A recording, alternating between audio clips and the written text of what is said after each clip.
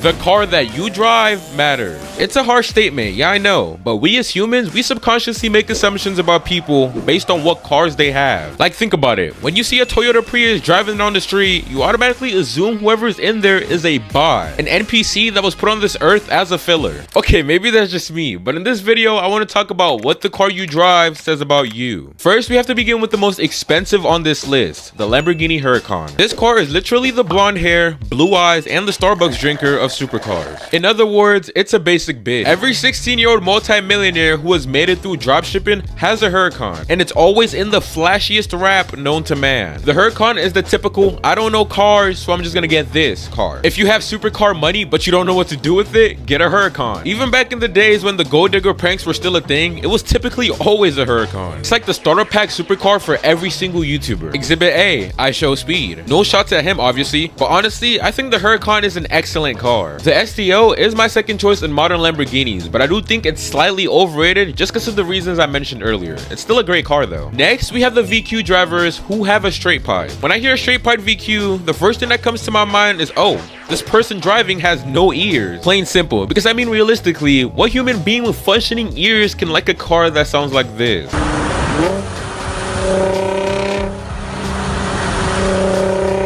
I actually won't own that if you paid me. It's low-key sad because with a decent exhaust, you can make these cars sound extremely nice. I've heard it before, but the problem is that the owners like to take the easy way out and think loud always means good. But in reality, that's not true. The stock exhaust literally sounds better than straight piping it. Like, why would you want your car to sound like a trumpet? Not gonna lie, I think I have beef with VQ drivers, so I'm not even gonna try to sugarcoat or hold anything back against them. They are the most annoying drivers on the street, and they might even be worse than Tesla drivers, but I'm gonna save that for later in the video. For all my viewers who have a 350Z or G35 or you're looking to get one, do not straight pipe it. One of you guys even said it best. There should be a specific law for VQ owners that they have to have a minimum of one stock resonator on their exhaust, and I could not agree more. This is making me want to start a Save Our Ears movement. Wait, that low-key sounds like a great tagline. Save our ears. Anyways, the next type of people are the Mopar owners, specifically the people who own Scat Packs and Hellcats. I don't even know where to begin because there is a lot to be said about this specific type of people. First off, Mopars get stolen like candy and they get beat the hell up. If you ever watch or go to street takeovers, there's always a common outlier. There will be a Mopar ready to get in the pit or just lurking in the corner. Dodge owners typically have zero knowledge when it comes to cars. Most of the time, they don't even know what engine is in their car, but as long as they hear this,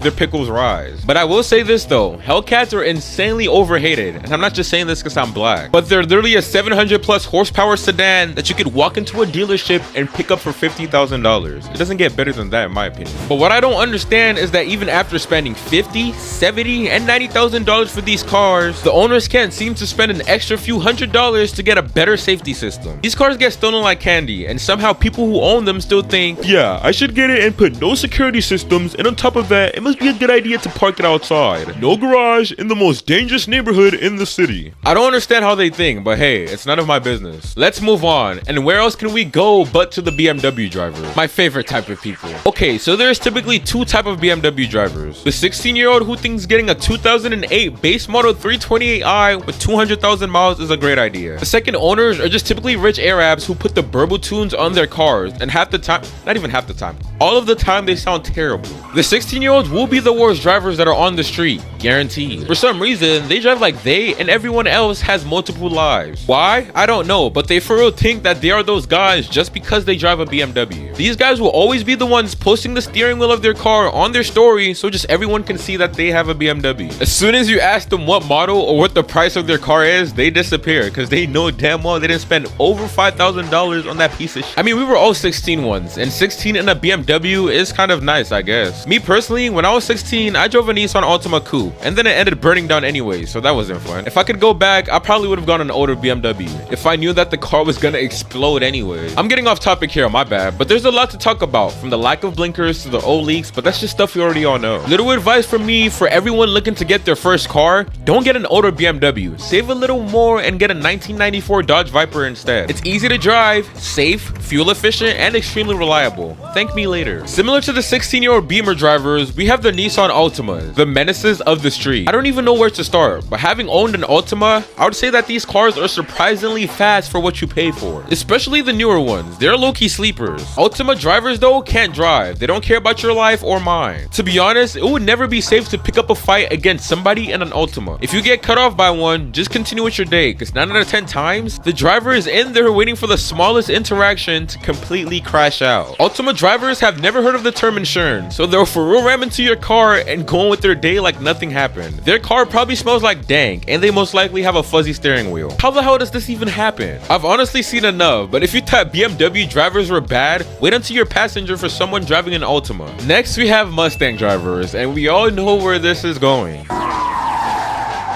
You know what's crazy? Mustangs are one of the easiest cars to drive, with traction control on, of course. The computers are excellent at keeping you stable, and I'm not just talking to talk. I personally have driven a 2020 10-speed Mustang GT before. I could literally floor the car with so much confidence and be just fine. If you want to see the full video of that, click on my Patreon with the description. The stereotype with the drivers though is that they cannot drive. They love crowds and don't understand the concept of counter steering. At this point, it's a rite of passage for Mustang owners to have crashed at least once, because these cars are extremely accessible to the general public, so any 16-year-old could just walk in, buy a Mustang, and get out with a 400 horsepower machine. Oh my god, I'm running out of breath talking about it, Jesus. And when everyone can get cars with that much power, they get carried away, thinking it's just like the Corolla. And then they go on and do dumb stuff, like trying to power slide out of a parking lot or try to race with traction control off. I don't know, man. I'm tired of seeing Mustangs crash, and I'm tired of talking about it. So let's move on. Wait though, before we move on, I just want to remind you to like and subscribe. Help me in my journey, and also check out my Patreon, link in the bio. Okay, next we have not one, but two types of people, the Honda and the Subaru drivers. I pair them together because I can swear that these guys are the exact same people. These guys have impaired vision for sure, because they absolutely can't tell when a car looks like cheeks. They will slap on the dumbest mods and step back from their car and think, yeah, this is the one. And not only do they not understand how to make a car look good, they also can't make a car sound good to save their lives. Just like VQ owners, they think loud is equal to good. I think you can make an argument for loud, obnoxious exhaust if your car actually went somewhere. But a 0 to 30 pull in these guys' Honda Civics and BRZs will literally have you thinking an F-22 fighter jet is taking off nearby. Most of the drivers are chill though, I promise you. Even myself, I'm a Honda driver as of right now. I drive a 10th gen Honda Accord, so don't worry, I keep it stock. I've never really liked Subarus though. I've never been a fan, and the drivers make me hate it even more. Next, we have my least favorite type of drivers, the one who drive lifted or squatted trucks, the ultimate douchebags. Not gonna lie, if you have any of these mods done to your truck, I automatically assume that you like men and you think the world revolves around you. Lifting your trucks are for ground clearance, to make it easier to drive off-road and clear obstacles. But 99% of lifted trucks have never smelled dirt in its lifetime. People do these for the looks of it, and not gonna lie, it's ugly. So now you have an ugly truck and you don't even use it for the purpose it's made for. Congratulations, you played yourself. If you watched this video, you would know I absolutely despise squatted trucks. They are a safety hazard, they look terrible, and they serve literally zero purpose. No one with flies in their brains think either of these mods are good looking. I especially hate driving in front of them at nighttime, because they literally all have the sun implanted in their headlights, which make it impossible for anybody ahead of them to see. You don't misunderstand me. I love trucks, I love them a lot, but even some lifted trucks can look good. It just can't be overdone though. But making your truck this high or this squatted doesn't make much sense to me. You do you though. This next one is actually my favorite stereotype, and that is the Corvette guys. Why? Because they love their cars. Every Corvette owner you ever meet at a car meet or car show know every single spec of their car, from the engine all the way to the number of bolts used in manufacture.